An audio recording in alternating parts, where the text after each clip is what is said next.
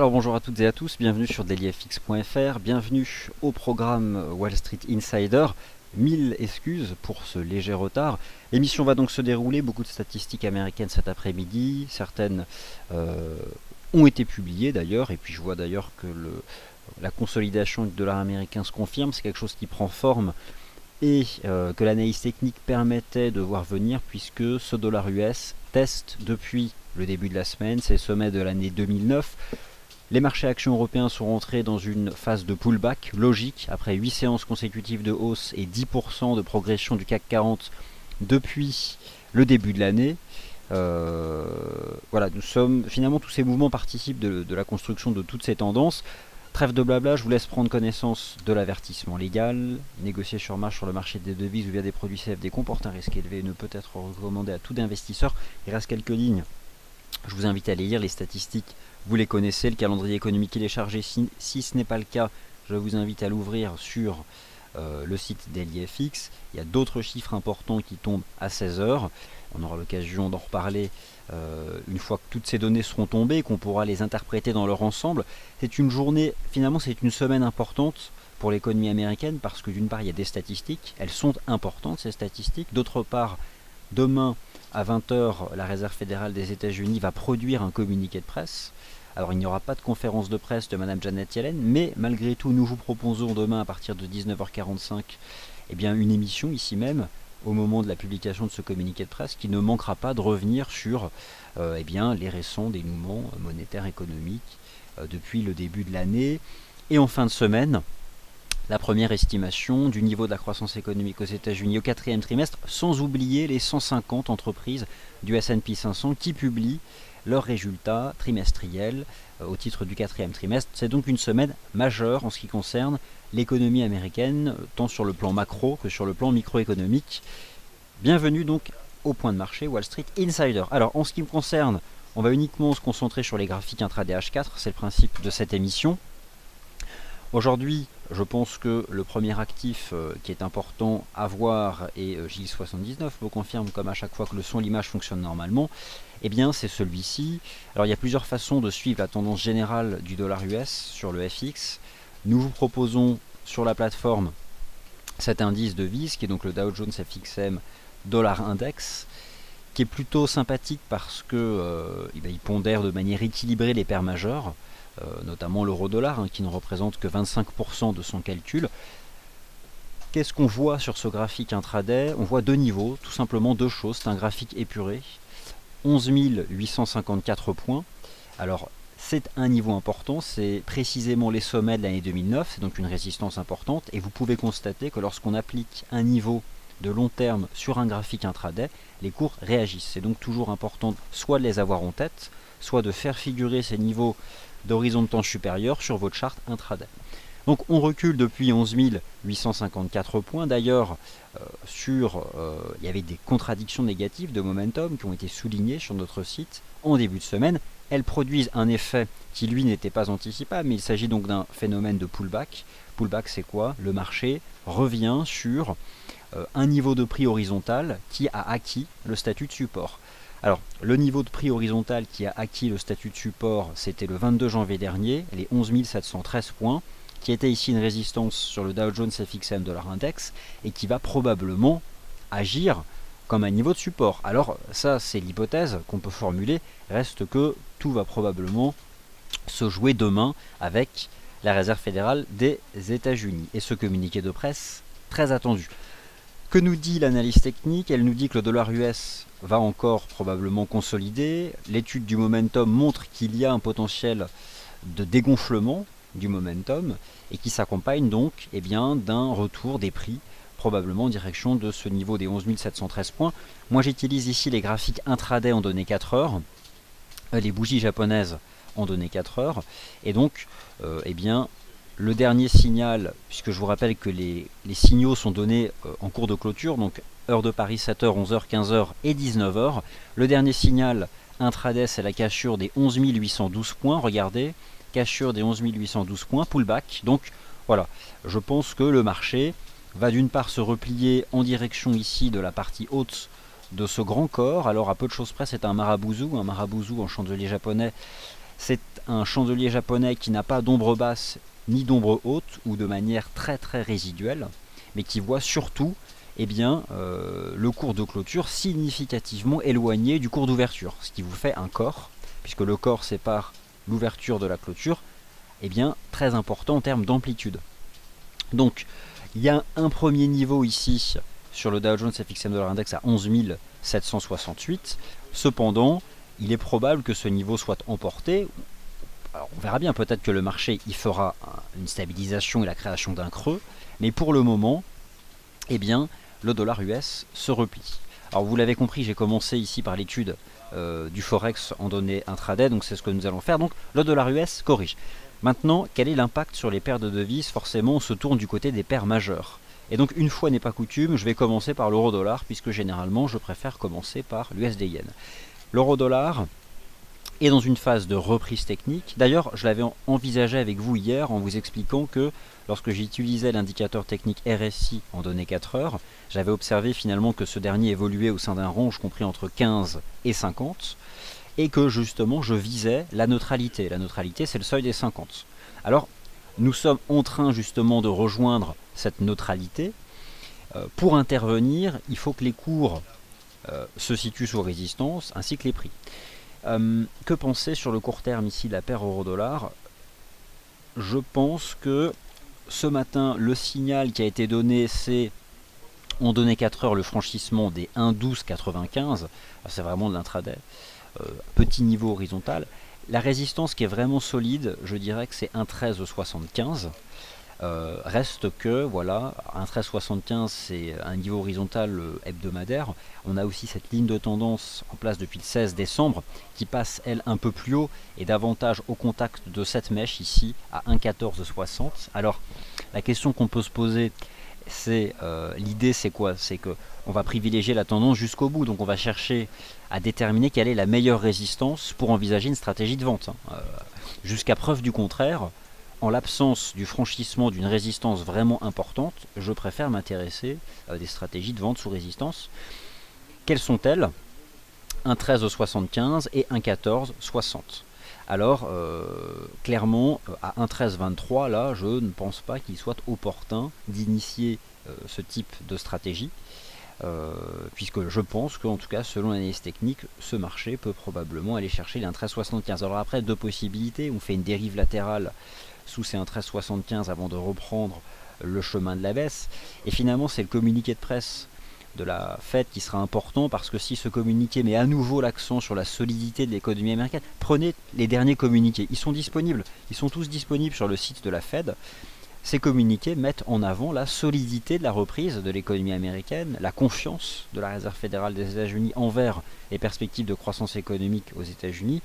Et donc si demain nous avons un communiqué qui est de la même nature, je pense que le dollar US pourra tout à fait rebondir depuis un niveau de support. Par contre, s'il s'avérait qu'un doute soit mentionné, je ne sais pas moi, les conséquences de la hausse du taux de change du dollar US, ce qui inquiète éventuellement, c'est la vitesse d'appréciation du dollar US. C'est pas tant l'appréciation du dollar US de manière absolue plus que la vitesse.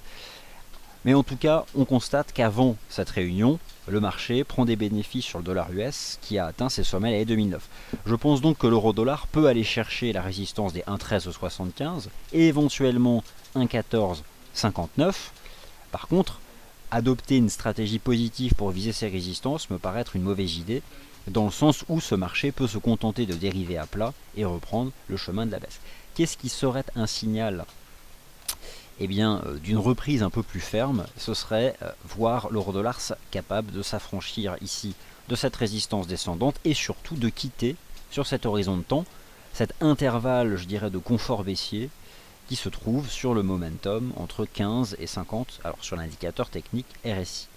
Voilà donc ce que je peux vous livrer comme vue de marché sur la paire euro-dollar, et je vous invite, lorsque vous travaillez vos paires majeures, à avoir vraiment un œil sur notre indice Dow Jones FXM Dollar Index, car sur le plan de l'analyse technique, il est plutôt bien construit. Et c'est vrai qu'il y a encore de la place pour voir le dollar US consolider lors des prochaines heures.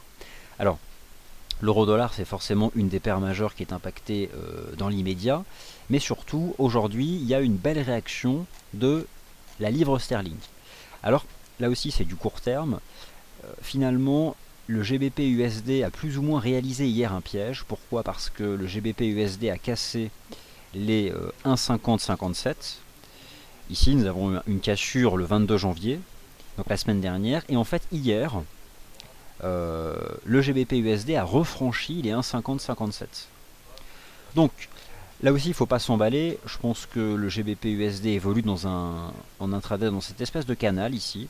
D'ailleurs, hier, j'avais envisagé le fait que ce marché soit capable de rejoindre la partie haute. Donc, je ne serais pas surpris que le GBP USD soit capable de poursuivre son rebond à court terme en direction des 1,5212.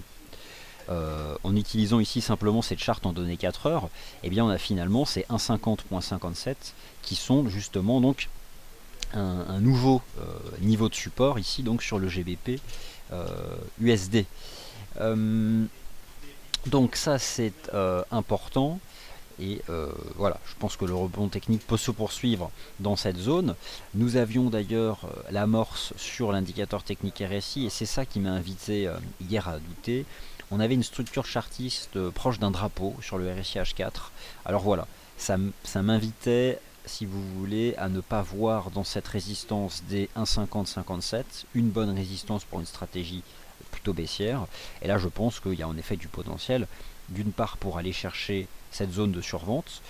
Généralement, lorsque GBP USD et son RSI H4 atteignaient cette zone de survente et que les prix se situaient au contact de résistance horizontale, regardez ici sous la résistance horizontale des 1,58 ou encore ici sous cette résistance horizontale des 1,62, là l'idée c'est que le momentum peut probablement aller chercher les niveaux des 70 et si à ce moment là les cours se trouvent sous cette résistance, pourquoi pas là adopter une stratégie dans le sens de la tendance. Le marché a pris connaissance ce matin de la première estimation du niveau de la croissance économique au Royaume-Uni, donc c'est-à-dire le taux de variation du produit intérieur brut, c'est l'agrégat qui est retenu.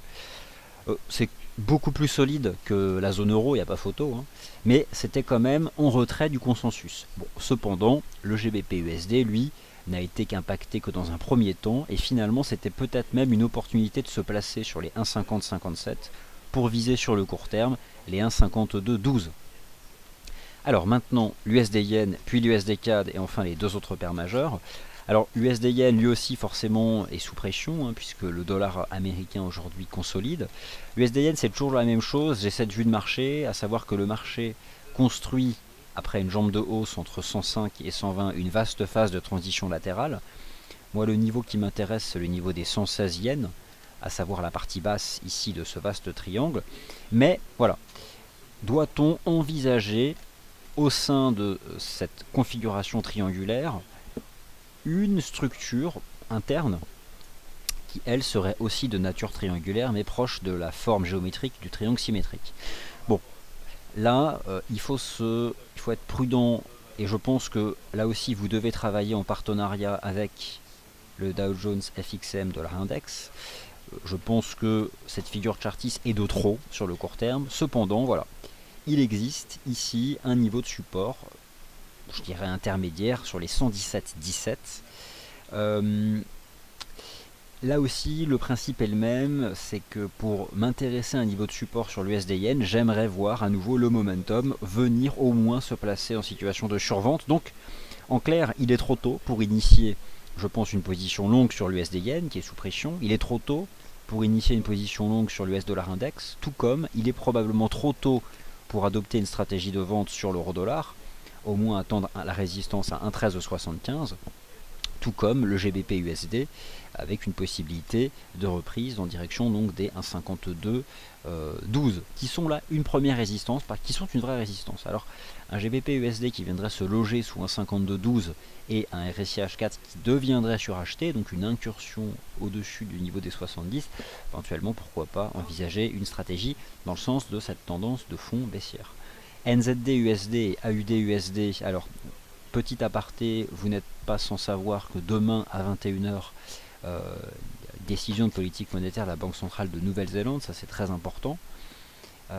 Donc forcément, il y a probablement une paire de devises sur laquelle il va falloir peut-être éviter de tenir des positions ouvertes demain, c'est le NZD USD entre 20h et 21h, parce que à 20h, cette paire de devises NZD USD sera impactée par le positionnement du marché vis-à-vis du dollar US pour une heure après être impacté par la lecture que le marché aura de du communiqué de presse de la Banque centrale de Nouvelle-Zélande. Donc, en clair, ça risque d'être volatile, c'est-à-dire dans le sens strict du terme, c'est-à-dire que les prix peuvent balayer une amplitude assez importante, donc ici sur votre axe désordonné. La UD-USD est dans un rebond technique. Quelle forme prend ce rebond technique? Vous avez un article sur notre site qui fait l'hypothèse d'une configuration en drapeau.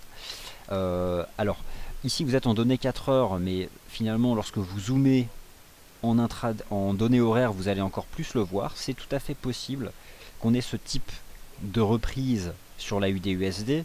Alors typiquement sur le plan d'analyse technique, c'est plutôt une reprise en drapeau, donc c'est plutôt typique d'une phase de pause avant une nouvelle jambe de baisse. Donc l'idée c'est quoi? C'est soit de chercher une résistance sous laquelle se positionner. L'incertitude en fait c'est quoi? C'est combien de temps les cours vont se reprendre au sein de ce drapeau. Est-ce que le drapeau va durer jusqu'à 0,80 ou est-ce que les cours vont sortir avant? Autant vous dire que c'est à ce moment-là que la prévision de marché devient hyper aléatoire, mais une clôture intraday peut suffire. Une clôture intraday peut suffire, et à savoir une cassure horaire. Une cassure horaire peut tout à fait probablement suffire. Donc ce que je vous propose, c'est justement de zoomer sur un chart horaire de la UD-USD. Donc je passe en horaire. Voilà, je déroge à la règle, hein, mais bon, il faut savoir aussi être... voilà, donc voilà, on a ce type de reprise ici sur la UD-USD. Il y a un certain nombre de résistances ici horizontales, la plus importante c'est 0,8034. On peut, je pense, aussi se concentrer sur l'observation du momentum horaire. Partons du principe que nous avions déjà d'ailleurs ici une divergence haussière en données horaires qui était assez propre sur la UD-USD, qui était sympathique. Maintenant nous sommes entrés dans cette phase de reprise en drapeau. Nous pouvons probablement aussi utiliser sur l'indicateur technique ce type de ligne de tendance. Alors ce qui pourrait être un signal, je dirais précurseur, serait de voir ce RSI horaire bien briser cette ligne de tendance, rebasculer sous ce niveau ici des 46. À ce moment-là, ce serait un signal précurseur de résolution par le bas de cette configuration en drapeau. Pour le moment, ce n'est pas le cas. Une clôture horaire signifiant la sortie par le bas de ce drapeau serait, je pense, une bonne opportunité pour accompagner cette dynamique de baisse. Mais reste que pour le moment, les cours n'en sont pas sortis. Et pour viser, bien sûr, naturellement, plus bas lors des prochaines semaines ici. Donc, voilà en tout cas quelque chose à surveiller sur le plan chartiste. Par contre, le NZD-USD, alors lui, il ne se stabilise pas sous la forme d'un drapeau, mais sous la forme de pas grand chose à vrai dire. De pas grand chose. Je vais essayer davantage sous la forme d'un range. Donc vraiment d'un rectangle, d'une phase plate. Donc le NZD-USD est plus faible dans son rebond technique que la UD-USD, ce qui signifie d'ailleurs que la UD-NZD lui performe un peu mieux. Nous sommes dans un range horizontal sur le NZD-USD. Donc finalement on retrouve cette jambe de baisse de la UD-USD, sauf que la UD-USD, vous avez vu, se reprend de manière légèrement haussière, donc c'est un drapeau. Voilà, le NZD-USD c'est un range, donc là aussi l'idée c'est que éventuellement il y a cette résistance intraday sur les 0,74-68, mais l'idée c'est quoi? C'est que ce type de configuration de court terme, lorsqu'on en sort dans le sens de la tendance, c'est très fiable, enfin très fiable, il y a une probabilité. Donc en clair, je dirais que la prudence invite plutôt à attendre que la UD-USD sorte par le bas du drapeau, une clôture horaire en dessous, donc en dehors du drapeau, c'est un signal de vente. Et de la même façon sur le NZD-USD, cette dérive latérale peut durer, on peut en sortir par le bas. Par contre, voilà, le bémol c'est quoi? C'est que si ce marché en sort par le haut, la véritable résistance horizontale, je dirais que c'est 0,76, tout comme ce sont les 0,80 sur la UD-USD. Bon, pour les paires majeures, je crois avoir oublié l'USD CAD, donc on va étudier l'USD CAD. USD CAD, c'est vraiment, j'ai pas changé de vue de marché par rapport à hier, c'est-à-dire que celle-ci, là, on voit aussi que elle va consolider. Mais regardez la puissance de cette paire, c'est-à-dire que en intraday, on est suracheté depuis le 21 janvier. Le momentum d'ailleurs est en train de sortir par le bas de la zone de surachat. Et là, on fait une consolidation haussière, c'est-à-dire que euh, ce début de contradiction de momentum, qui n'en est pas réellement une, ne fait que ralentir la hausse. D'accord. Donc c'est probablement une des paires majeures les plus puissantes. Il n'y a pas que le dollar US, il y a forcément aussi le dollar canadien, donc lui qui est sous pression de manière générale. Et lorsque vous étudiez par exemple la dynamique du dollar canadien en tant qu'indice de devise, c'est sans appel, il y a davantage de perspectives de dépréciation. L'USD CAD, l'idée c'est quoi? C'est que je pense que les cours peuvent dériver à plat jusqu'à rejoindre cette ligne de tendance. Il y a un support qui m'intéresse, c'est le support des 1,2312. 1,2312. On a fait cette jambe de hausse ici le 21 janvier au moment de la baisse surprise des taux d'intérêt de la Banque Centrale du Canada. Le marché a formé un support dans à peine quoi? À peine 15%. On a retracé quoi? Si je prends ce grand corps, on a retracé... On n'a rien retracé du tout. On a retracé... Est-ce qu'on a retracé 23,6? Ouais, regardez, c'est incroyable, ça marche bien Fibo, hein, parfois c'est incroyable. 23,6. Pile poil, voilà. Donc l'USD CAD a retracé 23,6% du grand corps H4 ici du 21 janvier. Donc c'est juste hyper bullish, il n'y a pas photo. Et je pense que exploiter un retour sur 1,2312 est une bonne stratégie. Ce qui ne veut pas dire qu'il faut adopter une stratégie de vente pour viser un 2312. Car c'est complètement à contre-tendance et ce marché peut se contenter de dériver à plat jusqu'à rejoindre cette ligne de tendance, voire même casser dans la foulée, faire des nouveaux plus hauts. Et ça, c'est ce que personne ne sait. En tout cas, pour une stratégie de positionnement dans le sens de la tendance, surveillez la neutralité sur l'USD CAD, c'est-à-dire que la neutralité H4 sur le RSI de l'euro-dollar, c'est un niveau de résistance. Cette même neutralité, donc le niveau des 50 sur le RSI H4 de l'USD CAD, est un niveau de support qu'on peut conjuguer avec un niveau de support sur les prix. Donc, voilà le niveau de support ici qui m'intéresse, c'est ce niveau des 1,2312. Donc vous avez compris, dollar US consolide, prise de bénéfices depuis les semaines années 2009 en amont d'une décision de politique monétaire qui est très attendue et qui sera annoncée demain à 20h, 20h heure de Paris. Voilà pour les paires majeures. D'autres paires de devises sont susceptibles de vous intéresser. Je vous invite à laisser traîner des questions dans le chat si c'est le cas. Je vais maintenant vous parler des indices boursiers. Je vous ai proposé ce matin sur notre site un article au nom évocateur mettant en avant le fait que les marchés allaient débuter un pullback. Pourquoi ai-je attendu 8 séances consécutives de hausse pour envisager un pullback? Tout simplement parce que j'avais besoin d'une part que l'environnement technique soit suracheté et j'avais d'autre part besoin de constater que le momentum intraday donne des signaux de faiblesse. Et c'est arrivé ce matin. Les marchés actions européens proposent une consolidation peu profonde sous la forme d'un pullback, c'est-à-dire que le marché a franchi depuis 2 semaines des niveaux de résistance, sauf que lorsqu'on franchit un niveau, il faut confirmer. C'est-à-dire confirmer le changement de statut. En clair, une ancienne résistance, elle doit démontrer son rôle de support. Étant donné la force des signaux positifs qui ont été donnés sur les marchés actions européens, je pense que la neutralité H4 peut être utilisée comme un niveau d'entrée sympathique. C'est probablement trop tôt.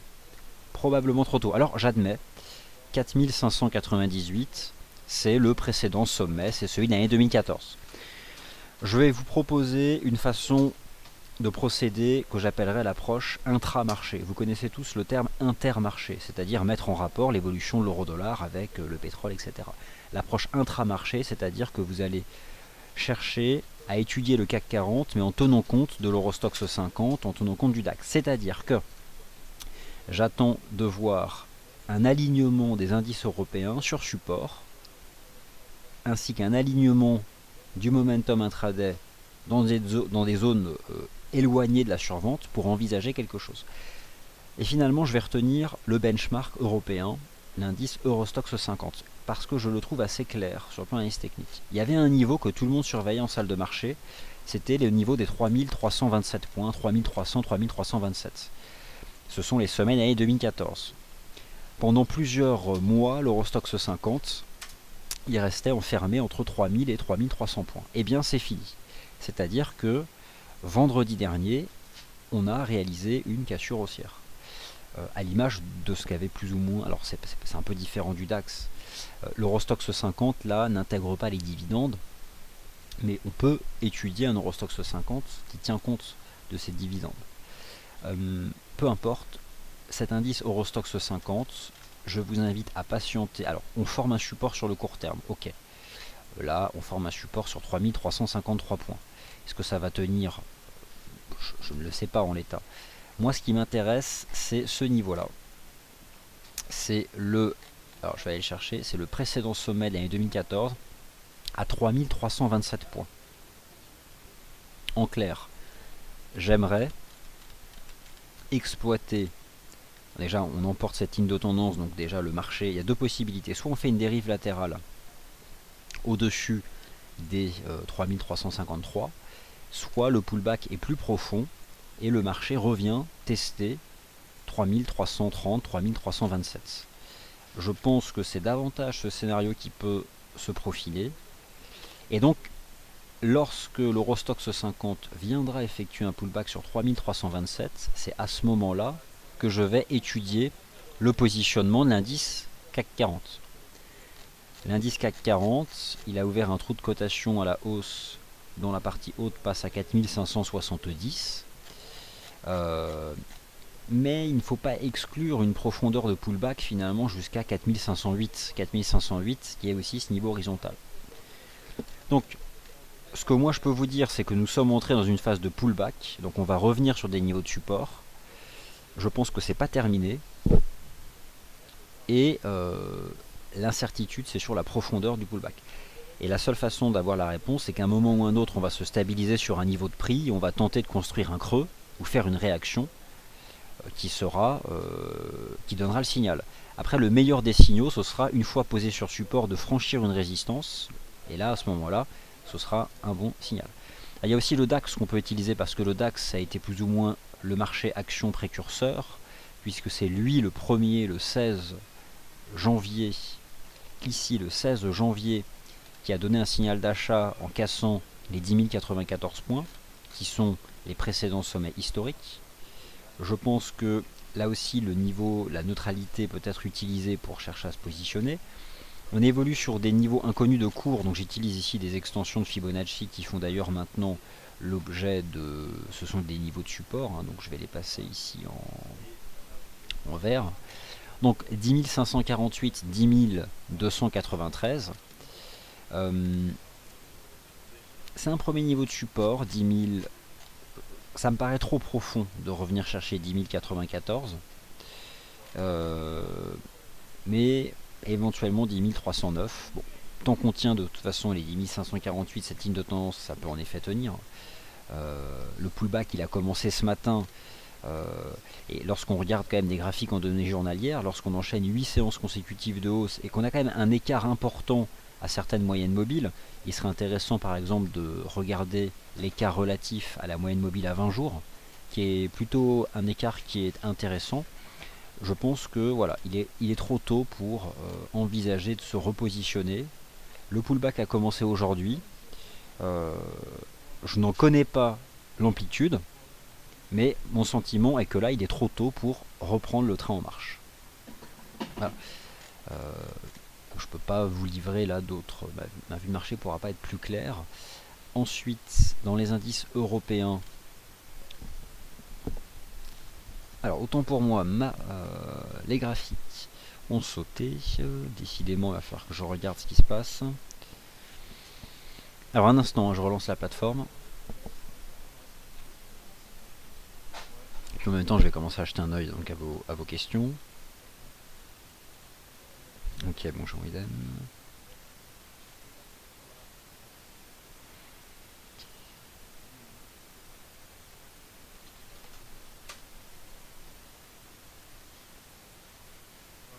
Alors, visiteurs. Donc le temps, je vais relancer la plateforme.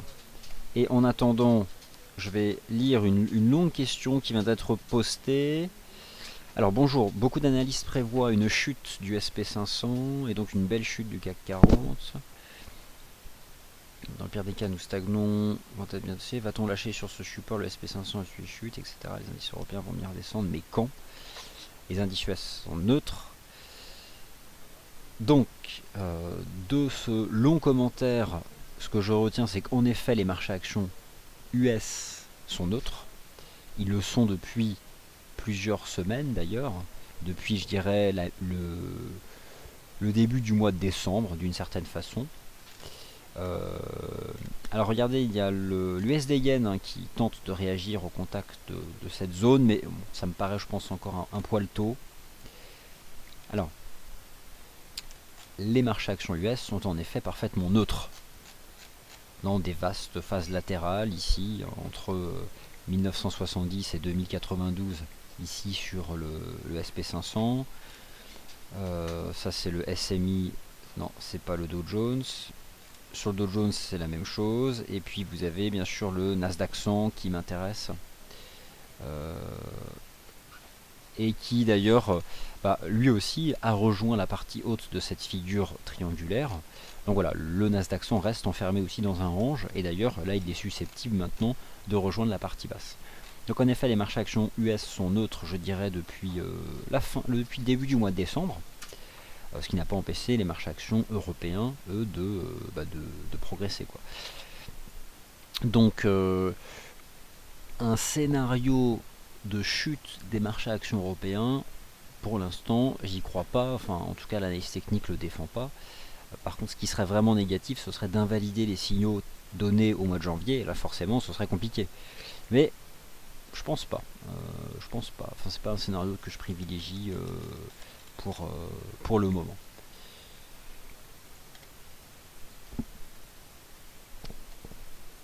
Alors, donc j'avais fait les indices boursiers, j'ai fait les paires majeures, et maintenant je vais vous donner une vue sur l'once d'or.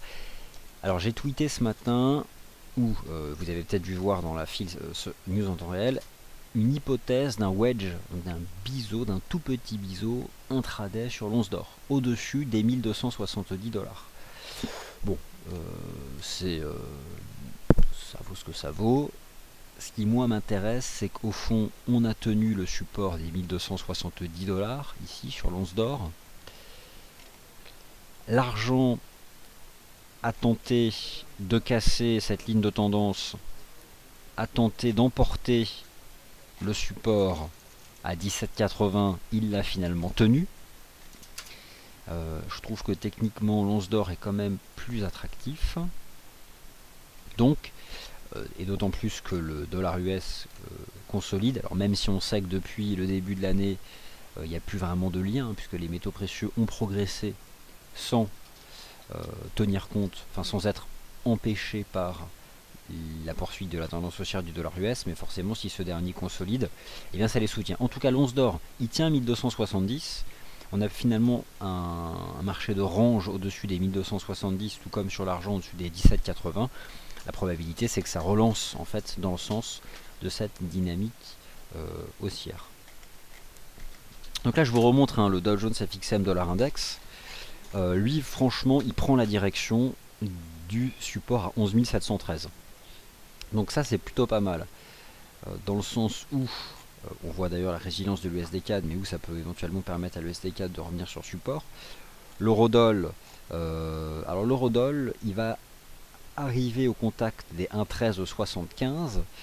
Je dirais qu'au vu du price action, il me semble un peu tôt, enfin ça me paraît un peu risqué là de chercher à adopter une stratégie de vente. J'ai le sentiment que cela pourrait prolonger. Donc finalement sur l'euro-dollar, on peut depuis les points bas du 25 janvier tracer cette ligne de tendance haussière, donc voilà simplement. Alors d'une certaine façon on peut presque même dire au fond que c'est une espèce de reprise peut-être en drapeau aussi, hein. On se reprend en drapeau.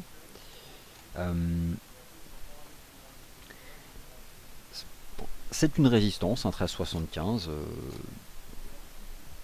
Pour des vues de marché, je dirais dans le sens de la tendance, pourquoi pas.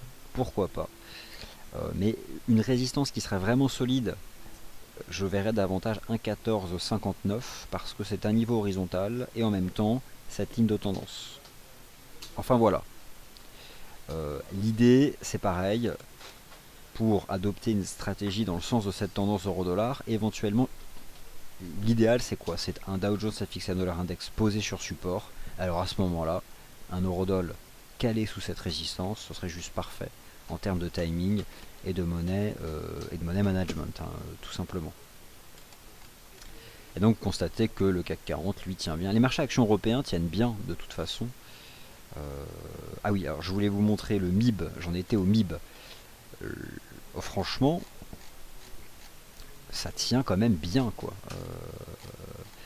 Le MIB, pour moi, il a donné, vous le savez, un signal positif ici le 21 janvier, lorsqu'il a cassé cette oblique de résistance. Ensuite, il a franchi un niveau horizontal à 20 193, plus ou moins la ligne de coup d'une structure en double bottom. On est soutenu par cette ligne de tendance. Bon, ok, c'est suracheté, etc. Mais en l'état, on pourrait presque même dire que le MIB il teste une ligne de tendance qui est donc plutôt un niveau de support, quoi.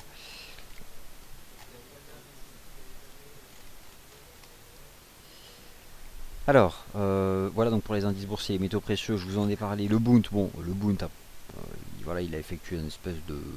Donc il est au-dessus de ce premier support à 157,95, je trouve ça plutôt bien orienté. Les pétroles, il n'y a pas grand-chose à dire sur les pétroles, c'est-à-dire que il faut pas se forcer à anticiper tous les jours un point bas. On comprime, c'est certain. Il y a une moyenne mobile qui est en effet intéressante, c'est la moyenne mobile à 20 jours. Alors, vous savez hein, comment faire apparaître une moyenne mobile à 20 jours sur un graphique intraday, elle est là. Donc c'est certain que finalement, on a une espèce de compression qui est délimitée entre les 44 dollars et cette résistance descendante. On peut tout à fait en sortir par le bas, comme d'habitude, dans le sens de la tendance. Donc les pétroles sont dans des ranges, et il est tout à fait envisageable que le marché en sorte par le bas. Il y a en tout cas un indicateur qui me semble intéressant à retenir, c'est cette moyenne mobile, la moyenne mobile à 20 jours. Il est vrai que si le marché la franchit, et ce qui finalement n'est pas arrivé depuis que... Parce que en réalité le WTI, il a véritablement donné un signal... bon, il baisse depuis le début du mois de janvier. Depuis le début du mois de juillet. Mais je dirais que le signal d'accélération baissière, ça a été la cassure des 91, ici sur le WTI. Cassure des 91, on avait fait un range, et puis on a cassé 91, et alors là, ça a été la chute libre. La chute libre. Et depuis justement la cassure de ces 91, les cours sont couverts par la MM 20 jours. Donc, pour le moment, il reste couvert par la MM 20 jours. En dessous, c'est une moyenne mobile courte, mais on est dans un range ici de court terme, mais tout à fait possible qu'on en sorte par le bas. Par contre, voir le WTI sans la franchir, en effet, on aurait probablement un signal en faveur de davantage de rebonds techniques. Et regardez, les marchés actions européens tiennent vraiment bien, c'est-à-dire que le CAC 4598, son précédent sommet 2014, pour l'instant ça tient. Le DAX et le MIB tiennent pour le moment les lignes de tendance en place depuis le 16 janvier. Voilà. Alors, je vous ai montré le Nasdaq et le triangle du Nasdaq. La partie haute a été atteinte, le marché recule depuis la partie haute. Il y a ce même type de triangle sur le Nikkei. On a atteint la partie haute, on fait une conso. Peut-on... Donc au niveau actuel des cours, forcément pour une stratégie de positionnement, moi c'est le support majeur qui m'intéresse, ce sont les 16 433. Y a-t-il un niveau de support susceptible d'être intéressant lors des prochaines séances? Je pense qu'il existe un niveau aux alentours ici des 18 078. On voit que c'est un pivot horizontal. Et surtout, c'est le point d'accélération ici du 19 janvier, suivi du pullback. Donc, je suis ce niveau. Mais au niveau actuel des cours, c'était un objectif, la partie haute de cette figure. Maintenant, voilà, le marché a besoin de se dégonfler, éventuellement de revenir dans la partie basse. L'USDCNH, donc c'est un objectif qui a atteint à 6,27. Je vous invite à exploiter cette ligne de tendance ici, en place depuis le 15 janvier, pour chercher à se positionner. C'est-à-dire que le niveau horizontal ici des 6,2385 ne me semble pas être une bonne chose. Je verrai davantage cette ligne de tendance. Donc à suivre les chandeliers H4 de l'USD CNH et vous joignez ici ces creux de marché les plus saillants. À ce moment-là, il y aura peut-être quelque chose donc à tenter. Alors bon, des paires de devises, il y en a tout un tas. Simplement, je reviens sur le GBPK dont on vous a beaucoup parlé, dont je vous parlais vendredi dernier avec le fait que le marché inscrivait un support au-dessus des 1,8519. Bon, vous constatez que ça relance. Le vrai signal a été donné ici, lorsque les marchés a cassé les 1,84. Et forcément, ça allait de soi que le marché allait ensuite franchir 1,8669. On peut viser 1,90. On a d'ailleurs une belle ligne de tendance ici qui soutient les cours. Et un nouveau support. Un nouveau support aujourd'hui qui se trouve à 1,8793. C'est un nouveau support. Et dans le sens de la tendance, j'aurais presque envie de dire que maintenant les stops éventuellement suiveurs peuvent être remontés sous les 1,8750. Alors en ce qui concerne le GBP, nous avions ce matin les chiffres de la croissance économique, donc on va les regarder, ces paires en GBP. Là c'est le GBP CAD, et vous avez aussi le GBP AUD. Le GBP AUD, j'estime, vous le savez, qu'il a donné un signal d'achat à la cassure des 1,8785, donc un signal d'achat intraday.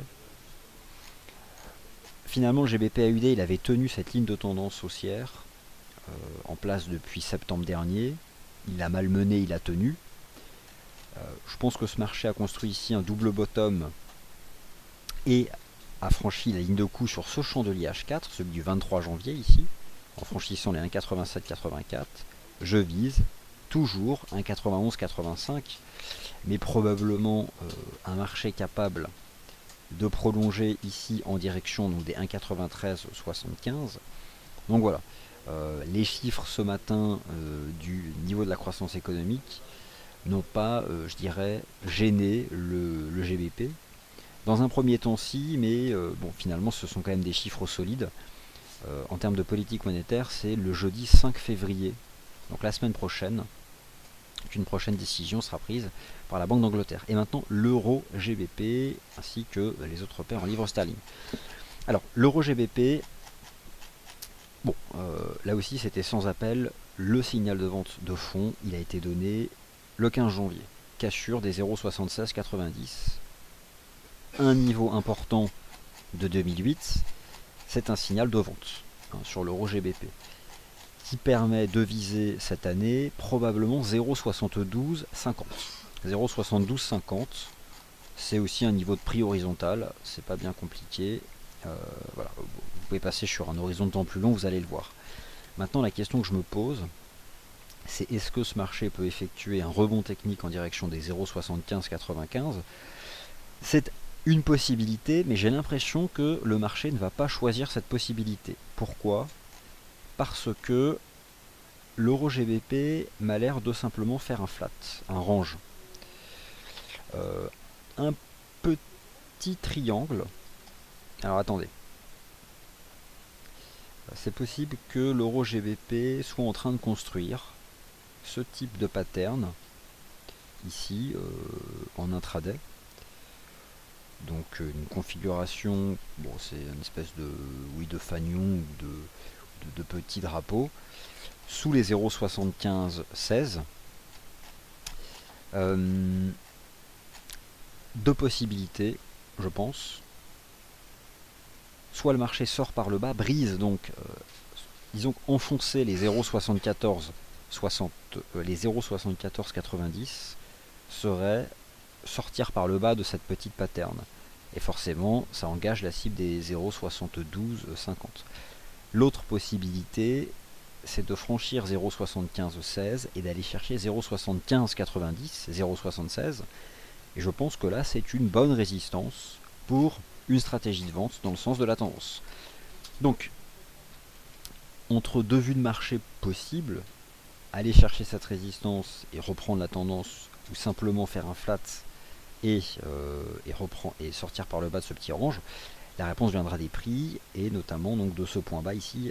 Donc c'est je vais le faire figurer ici, ce niveau de prix horizontal. Voilà, disons que si le marché emportait les 0,7434, clairement, il repartirait donc dans le sens de cette dynamique de baisse. Alors après, c'est vrai que lorsque je monte, non, il n'y a même pas de div, il n'y a rien, donc ouais, non, c'est vraiment over baissier, comme dirait l'autre.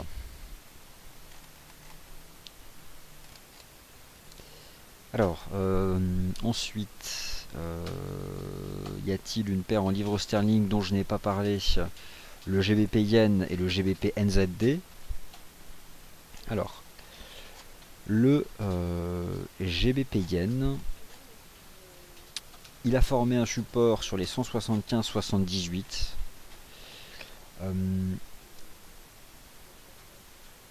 Il n'y a pas grand chose à dire finalement sur le GBP Yen, si ce n'est qu'on est dans un range. Voilà, et que là on est en plein milieu. Donc je n'irai pas grand chose à faire. Et enfin le GBP NZD, pour terminer sur les paires en GBP. Le GBP NZD est bien orienté, dis donc. Je découvre le graphique, ça fait longtemps. Et il a l'air d'avoir du potentiel. Alors là forcément j'arrive après la bataille, mais en utilisant simplement l'analyse technique, j'aurais le sentiment que le GBP peut finalement, le GBP NZD peut reprendre sa marche en avant.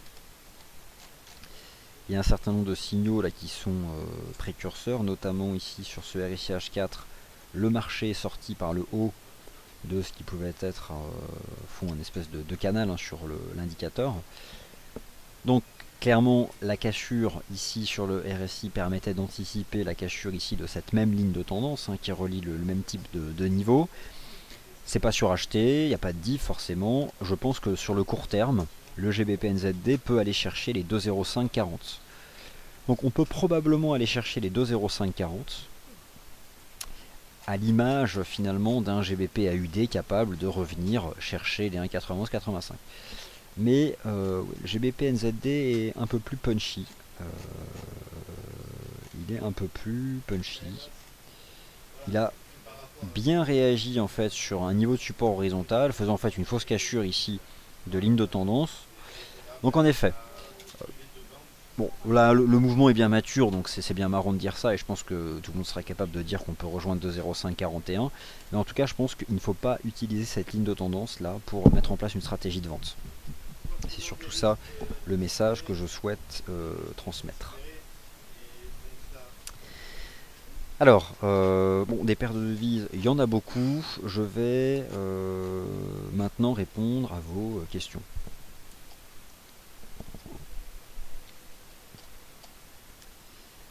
Alors, donc je les reprends.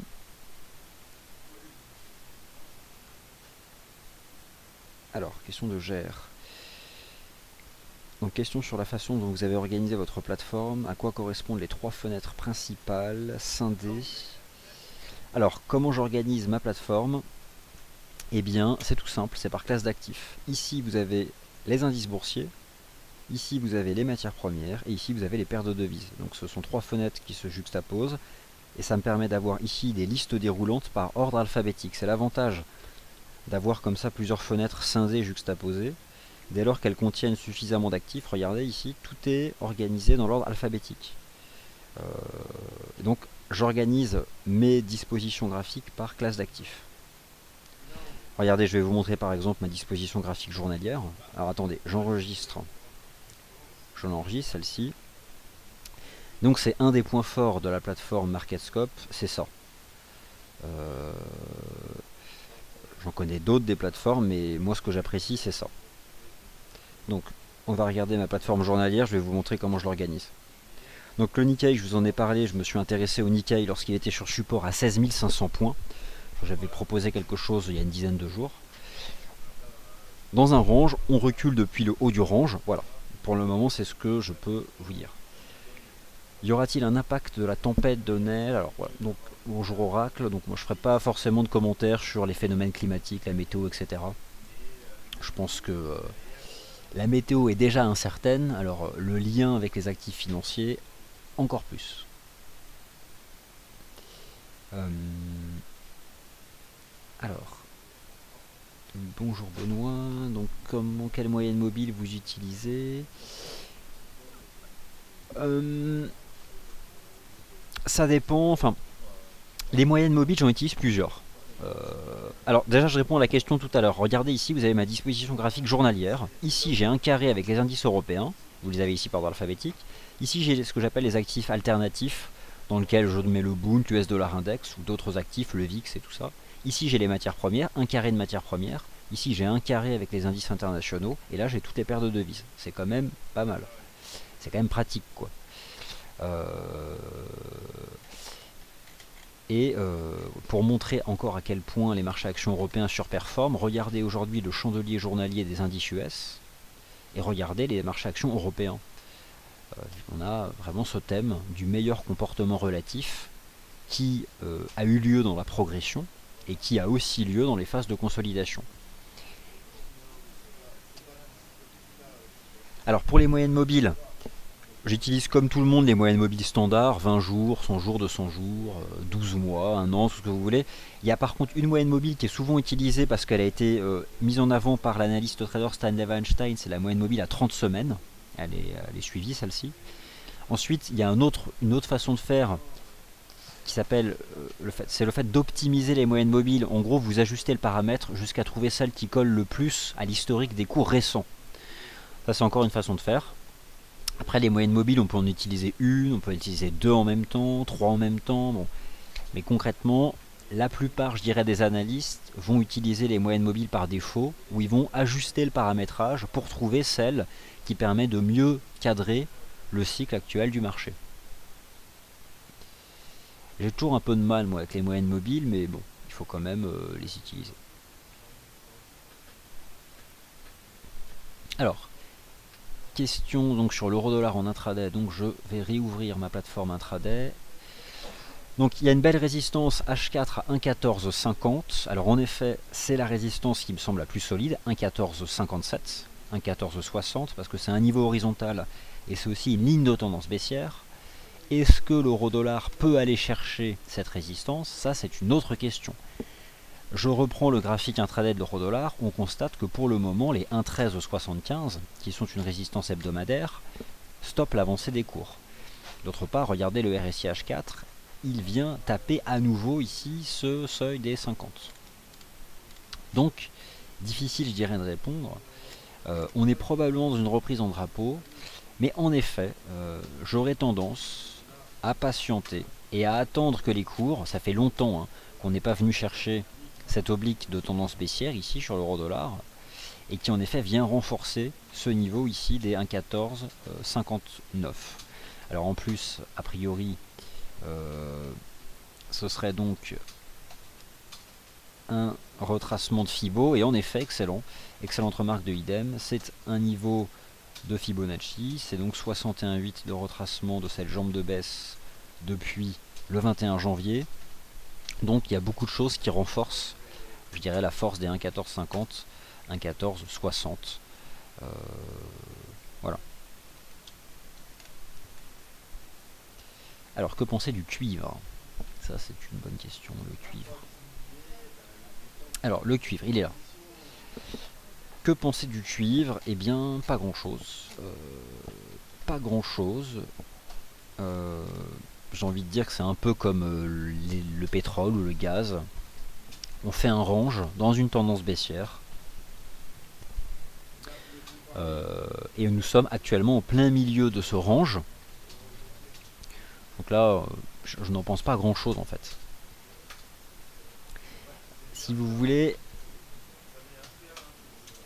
pour tôt ou tard, un jour, les matières premières inscriront un creux.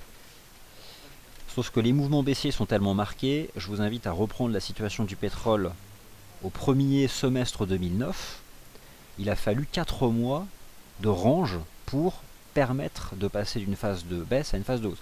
Les matières premières, et notamment l'énergie, ont tellement chuté que quand la stabilisation viendra, ça durera beaucoup de temps. Voilà, ça prendra beaucoup de temps, ça passera par des longues phases de range. Je sais pas, un trading range sur le pétrole entre 30 et 45, personne ne le sait en fait. Euh, et c'est probablement d'ailleurs une des plus grandes incertitudes de cette année, c'est les matières premières, et notamment l'énergie.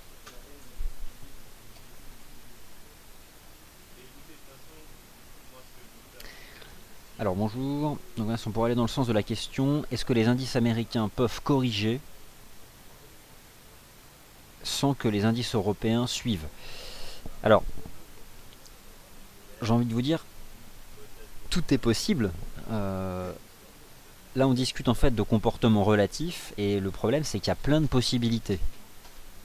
Les marchés US peuvent baisser, l'Europe peut baisser moins vite. Les marchés US peuvent baisser, l'Europe peut faire un range. On peut monter plus vite qu'eux. Disons que si il devait y avoir un vrai choc baissier sur les actions US, forcément non, les actions européennes baisseraient aussi. Mais il faudrait vraiment un choc marqué. Voilà. Et pour le moment, bon.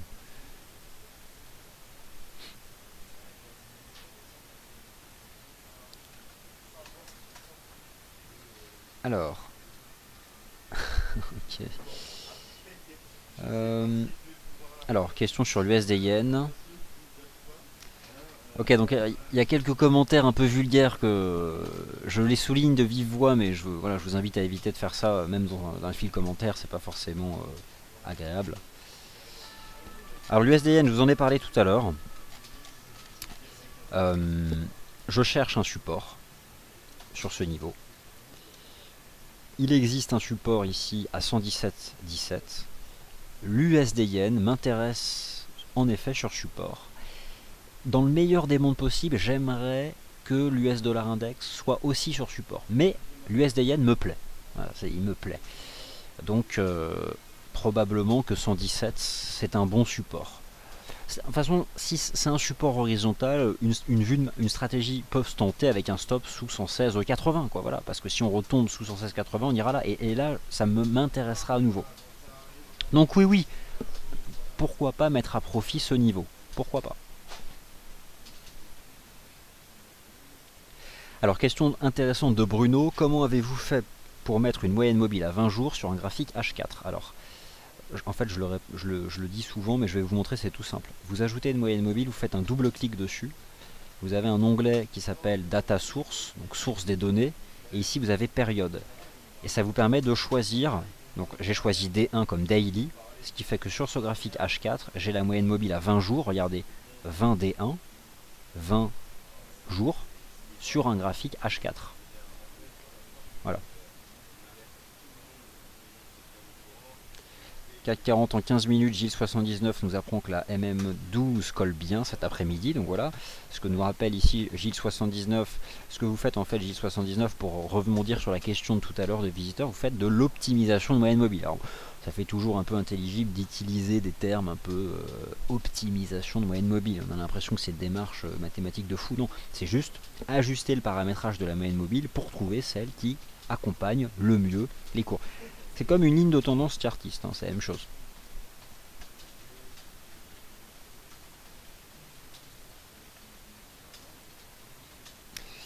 Donc Sophie, je prends note de votre commentaire. Bonjour Amélie. Ok, donc voilà, je pense avoir répondu à l'ensemble de vos questions. Merci d'avoir été attentif. Tout à l'heure, ici même à 18h, un webinaire pédagogique. Le thème, vous pouvez le consulter en rejoignant donc le programme de nos émissions. Il y a une section sur le site programme des émissions. Et puis quant à moi, je vous retrouve demain. Demain, je compte sur votre présence à 19h45. Hein, ce sera juste le début de la soirée, donc vous pouvez être là.